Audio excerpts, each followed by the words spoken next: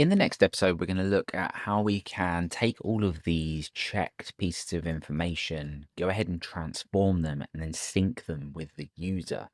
But of course, first we need a place to store this and figure out where we're going to store what channels need to be allowed for which notification. So let's go over and start to create the migration out for this, and we'll see what this looks like. So this is just going to be a standard migration that we make, and we're going to create out a notification user table. So this is just a pivot table between the user and each of the individual notifications, regardless of the group that we've created. Okay, so let's go over to the create notification user table migration, and let's start to think about what we need to do. So each of these notifications will be inserted into the database, or each of the records for this table will be inserted into the database, and that will hold a list of channels for each notification type. So the first thing that we need to do is relate this back to a notification type. So in our case, that's just going to be notification underscore ID. Of course, it needs to belong to a user as well, or relate to a user. So we need to know which user this actually relates to. And then what we're going to do, and there are a couple of ways that we can do this, but I found from experience this is the easiest way, is just have a JSON column with the channels that we want to send these notifications or enable these notifications for.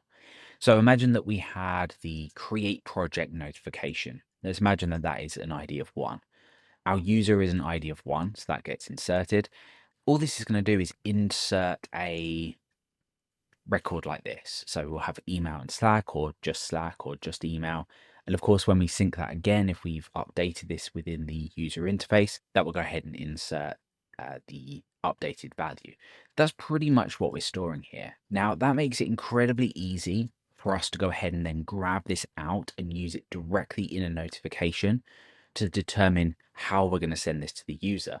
What it does complicate is if later on you remove a channel, you've still got that data hanging around. But you could easily write a little script just to tidy up any of the channels that don't exist.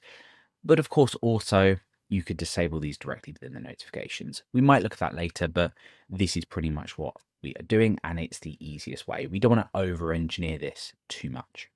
Okay, we've migrated our changes. Let's go over to our user model and let's set up the relationship for this. We're not writing any tests just yet, but we will be using all of this functionality when we start to write tests in the next episode. So let's go ahead and figure out the name of this relationship. You can call it whatever you want. Now, we're not going to call it notifications. That's really important. I'm going to call it notification preferences instead. Now, the reason I'm not going to call it notifications, firstly, it's pretty vague, but also we have the notifiable trait for Laravel's notification functionality. And this uses the has database notifications trait, which sure enough contains a relationship called notification. So what we don't want to do is override that. We'll look at that a little bit more later, but let's call this notification preferences for now so it's super clear. Okay, so we have a pivot table here. So we have a many-to-many relationship. So we're going to use a belongs to many in here to map this up to each of the notifications that we've just created.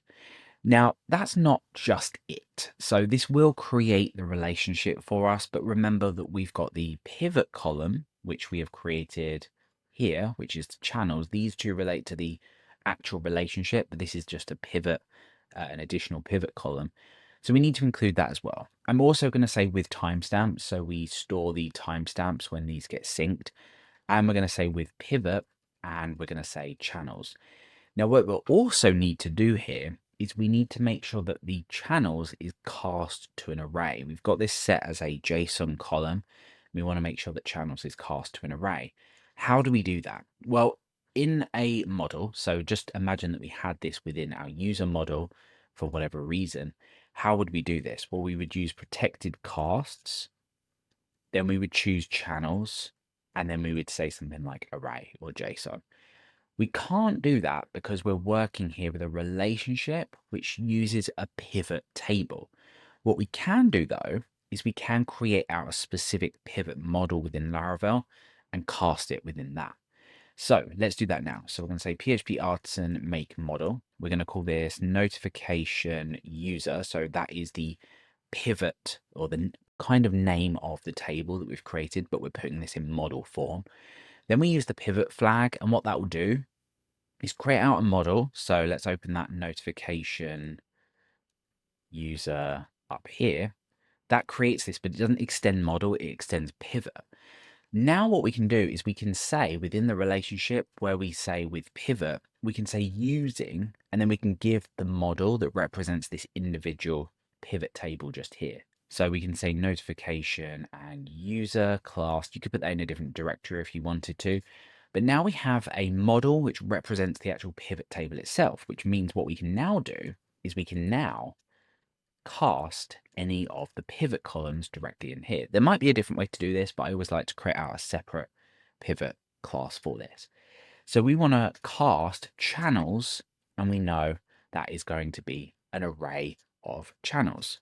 So when we access these channels, these are now actually going to come back as an array rather than a string with an array, which we would have to manually go ahead and decode using PHP. Okay, now that we've got this relationship set up, let's just manually create one out in the database, try and access the channels just so we know that this is working. And then in the next episode, we're going to start to write some tests. So we'll be able to verify that this works anyway. So notification ID, let's choose one. So let's say project created, that is 5. So let's go and create that under 5. My user ID should be 1. Let's have a look there. And yeah, it is. So let's go ahead and create that under there. And I'm going to choose that I want both of the channels here, email and Slack. So I'm going to say email, Slack, and let's fill in created at just inside of here as well. And there we go. So that is pretty much eventually what's going to happen when we fill this form out. So if I would have selected both of them and hit save, that is exactly what would have got stored. Okay, so now that we've got this, let's just dump this out somewhere within our web routes. It doesn't really matter. Okay, so let's go over to our dashboard here, and let's dump auth user and notification preferences. And let's go back over to our dashboard and see what we get. Okay, great. So we get a collection of notifications in here. We've got the actual notification data, so we know what it relates to, but then we've got the relations in here, which is that pivot. So we can access that pivot information. And of course, that has the channels in here. So let's just go in here and say first, and then let's say pivot, and then let's say channels. So that just grabs the first notification type we have stored, which is the only one we have stored here. And that grabs the channels. Now that should now, because we've cast it, come back as an actual array. Remember, if we hadn't have done that, so let's head over to our notification user and just uncomment that, that's going to come back as an actual string. So really important that we actually cast this properly. So we get this back and we can pass it directly through to each of our notification classes when we get to that. And that will tell us what we need to send it out as, or what the user has chosen to send it out as. Okay, great. So we have now successfully set up the relationship between our user and each of the preferences. Now we can start to look actually submitting this data through in our notification form and getting this synced up in the database.